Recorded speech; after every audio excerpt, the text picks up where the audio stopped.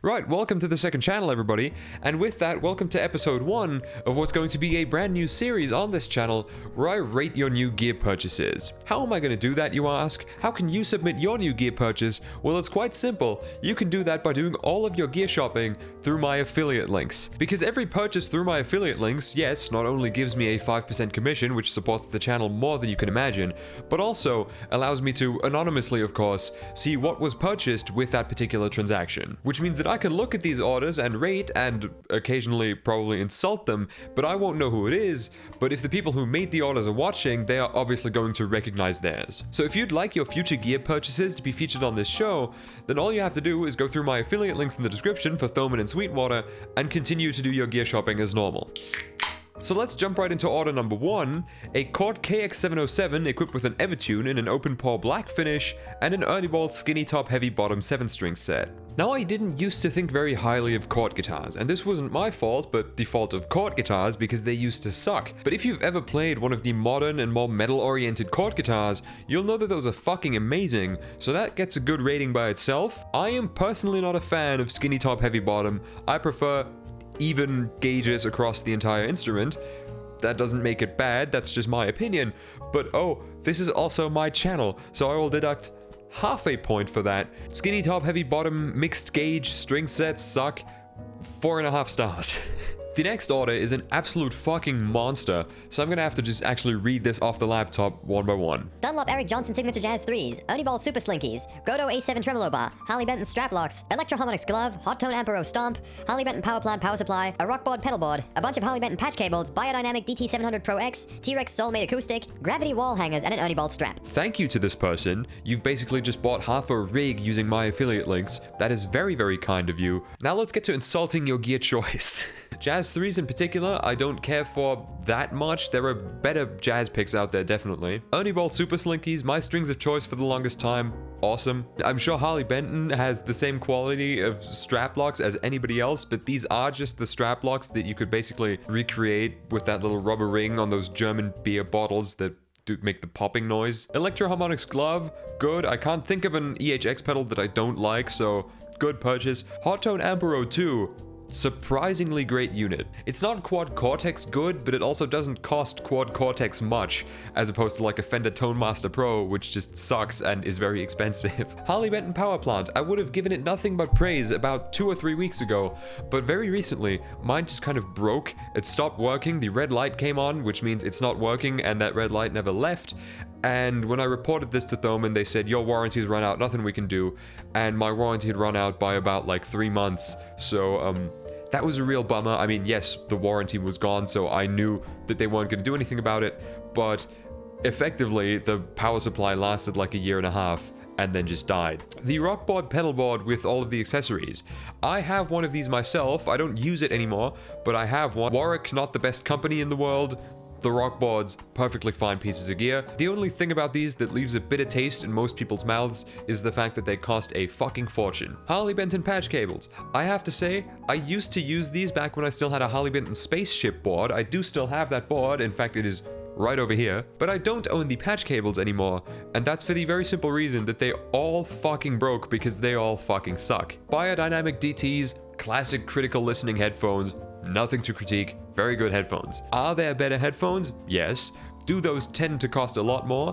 Also yes. 1 million points for the Gravity Stands wall hooks. If you've watched, like, I don't know what video it was, but it was a recent video of mine that was sponsored by Gravity. I love Gravity Stands. They've outfitted my entire studio. This is a K&M stand, and while this is good, it's been demoted to my secondary studio because my main studio is now outfitted with slightly sturdier, nicer looking, and just nicer being Gravity stuff. So overall, this is a very well-rounded rig, I'd say, with a few slight bits that could use some improvement. So I'm gonna give you 4.5 1 stars. Alright, the next order is interesting because what this person has done is they've built an entire rig onto a pedal board basically, and they've done that with an IK Multimedia Tonex, which is my absolute favorite out of those modelers. Honestly, I would choose a Tonex over a Quad Cortex, also just size-wise. A Harley Benton GPA 100, which is a 100-watt power amp by Harley Benton, and in Europe it's sort of the most popular alternative to things like a Seymour Duncan power stage that cost a fortune. A Harley Benton Spaceship power board, which I can only assume is the pre-powered version of this spaceship I have right here, Harley Benton Pro Series patch cables again, and a Joyo Vision Dual mod. Starting off with the amp part of this rig, of course, the combination of the IK Multimedia Tonex and the Harley Benton GPA 100 power amp. I've tried the GPA series power amps. Those are very, very good, and again, a great alternative if you don't want to spend a fortune on the Seymour Duncan one, which you really don't need to. Effects-wise, you've gone entirely Joyo-based, which I like, because while I haven't actually... No, I've tried the King of Kings. I haven't tried the dual mod, but I've never been disappointed by any Joyo product I've ever tried, and I've never been sponsored by that company or anything, but Joyo has never disappointed me. Even just owning their stuff privately, I've always kind of enjoyed it. So the Harley Benton Spaceship has never disappointed anybody, I don't think.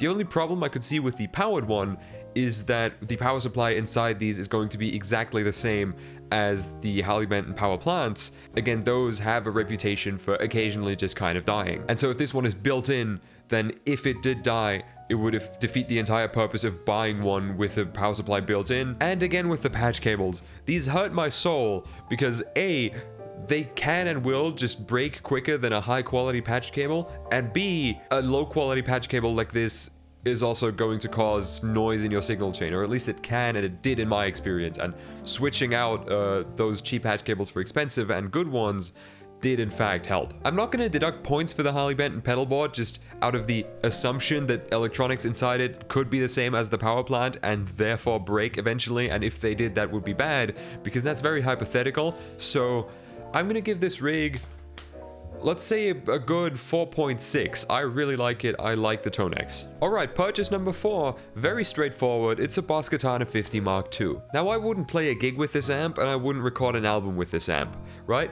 But that's not what it's meant for. The Katana is meant to be an all-rounder for somebody who sits at home and plays and doesn't want 8 amps to do 8 things. They want one that does everything sort of decent. It's not the greatest amp in the world, especially because the speaker is not as good as it could be, in my opinion. That being said, they could by now have changed the speaker that goes into these, I don't know. But I don't want to drag this out for too long because it's just a single piece of gear. So I'm going to give it, let's say, a 3.9. It's a good versatile amp for just kind of lounging at home and playing with. Ooh, baby, I think we might finally be dipping a little lower. This is a Strandberg Bowden original NX8 charcoal, and before I insult you for this purchase, I would like you to know that I love you and appreciate you for making it through my affiliate links. Thank you so much, because this gave me money and I used that money to pay for health insurance. Now, spec-wise, these guitars are pretty sick. Looks-wise, it's kind of where opinions start going, you know? I'm not the biggest fan. I'm not the biggest multi-scale fan in the first place, but I can look past that if the guitar is good enough. These guitars, however, in my experience, every time I've picked one up, I've gone, oh, this is cool, and then I asked about the price, and knowing the price, I immediately went, oh, this sucks ass. If every Strandberg cost a couple $100 less, I'd be stoked. If I got one as a gift, I'd be stoked. But if I bought one for what they currently cost and just played it, knowing what I'd paid, I would not be happy, and I'd feel the need to send it back just because I know that there are things out there that cost less or cost the same amount of money, but are much better. However, there is no second Strandberg. Strandberg is like the only company to sell stock factory models with true temperament frets. I understand the reason Strandberg exists. I'm not the biggest fan though. Body shape wise, I've also seen nicer headless guitars, honestly. I'm gonna have to give this order a 2.7 out of 5 stars. And last but not least, a rather interesting purchase. Schala Floyd Rose style tremolo bar, a Floyd Rose fat brass block, Artec bass potentiometers, and a Harley Benton Kahuna solid soprano ukulele. The first two are cool. I've owned a Charlotte Floyd Rose. There's nothing wrong with their trem bars, and an original Floyd Rose trem block is also gonna be fine, although I imagine a big carved out block of brass doesn't leave much room for QC issues. The Artec bass electronics, I can't speak to the quality of those, but I'm sure they'll be fine, especially given the price, they better be fine. And the Harley Benton Kahuna, even though I haven't tried this exact model of ukulele, I made a video ages ago. My channel was probably like 6 to 8 months old, and I took a trip to Thomann in Bavaria, and I did play a bunch of ukuleles that were Harley Benton branded. I don't know if I can dig up a piece of footage of that, or if there even was footage of that. Those ukuleles, for the price ranging from about like 30 to 50 bucks, were all fine. There are much better ukuleles out there, but I wouldn't imagine those are between the price points of like 30 to 50 euro, so this rather peculiar mass of crap gets, I don't know, let's say a 4.2. So you know what, overall, I'd say this was a pretty positive episode. If you'd like your future purchases to be featured in a future episode of this series, then go ahead and go through the links in my description, do your gear shopping through those links in the future, and you might just get lucky.